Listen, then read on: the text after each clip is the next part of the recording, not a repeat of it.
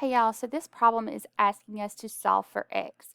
So if we look at what we actually know, we know that this arc measure is 192, and we know that this angle measure right here is that 31x plus 3. So if you look at this picture, you can kind of determine, or you can determine, that angle FGE is an inscribed angle.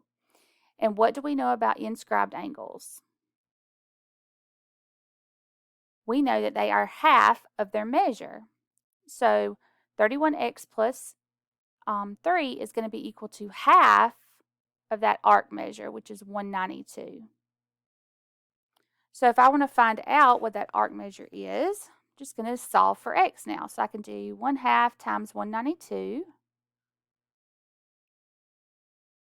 That gives me 96. So this is just like saying this on the left is equal to 96. We've got 31x plus 3. So I want to subtract 3 on both sides. Goodness. Subtract 3 on both sides, so I have 31x equals 93. So then I would just divide that 93 by 31.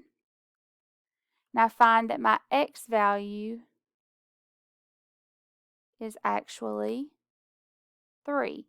So I want to make sure that's what the question is asking for. And it does say solve for x, so that will be my answer.